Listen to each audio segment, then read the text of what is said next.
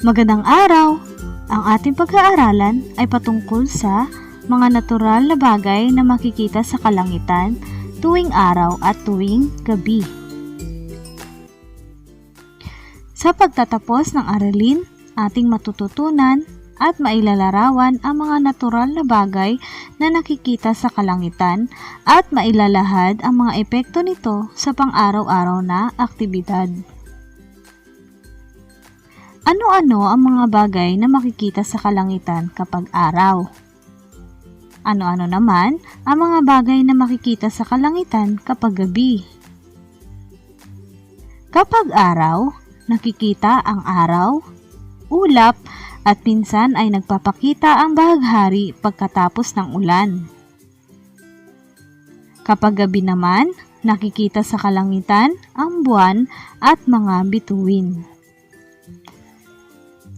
Ang mga bituin ay mga mistulang diamante na kumikislap. Ito din ang nagpapaganda sa kalangitan kapag gabi.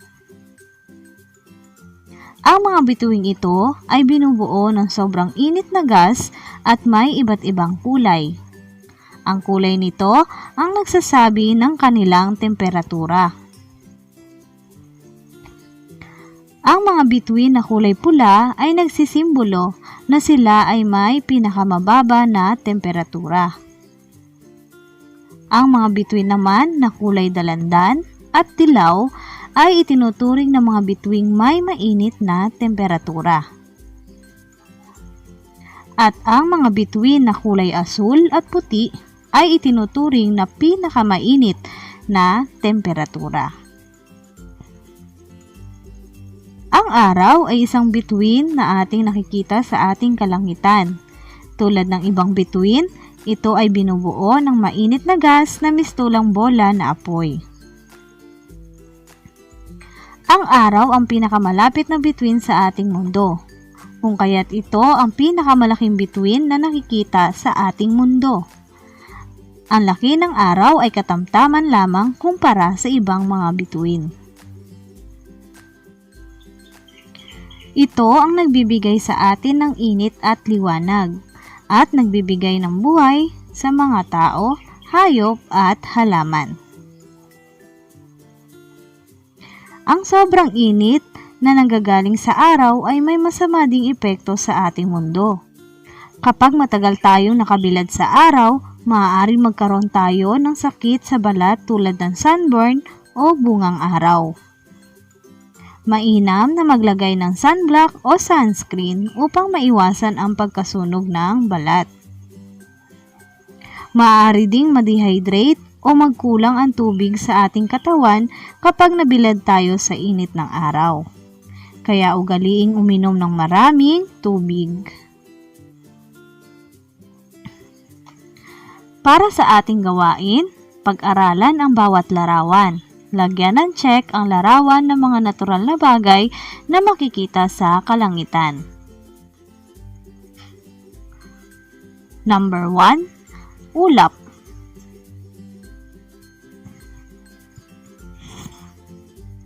Tama, ang ulap ay makikita natin sa kalangitan. Number 2. Electric fan.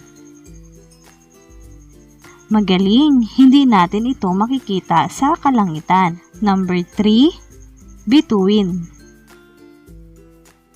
Magaling, ang bituin ay makikita natin sa kalangitan tuwing gabi. Number 4, bahaghari. Tama, ang bahaghari ay makikita rin natin sa kalangitan pagkatapos ng ulan. Number 5, buwan. Tama, ito ay makikita rin natin sa kalangitan tuwing gabi. Sumunod na gawain, tukuyin kung ano ang inilalarawan ng bawat pangungusap. Isulat ang iyong sagot sa sagutang papel. Una, ito ang pangunahing pinagkukunan ng init at liwanag ng ating mundo. Tama. Ang sagot ay araw. Number 2. Ito ay isang hugis arko na may 7 kulay. Tama. Ang sagot ay bahaghari. Number 3. Ito ay isang karaniwang kulay puti at parang bulak na nakalutang sa kalangitan. Magaling! Ang kasagutan ay ulap. Number 4. Ito ang nagsisilbing ilaw sa kadiliman ng gabi. Magaling! Buwan. Number 5. Ito ay binubuo ng mga kumikinang na mainit na gas. Tama, bituin.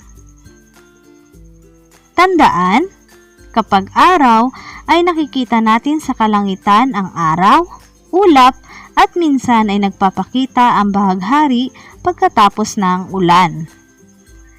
Kapag gabi naman ay nakikita natin sa kalangitan ang buwan at mga bituin. Salamat sa iyong pakikinig at pagsama sa akin sa pag-aaral sa araling ito. Nawa ay may natutunan ka. Kung nais mong magi-updated sa aking mga tutorial video, click the subscribe button at ganoon rin ang notification bell para updated ka sa mga bagong upload na tutorial video. Hanggang sa muli, paalam!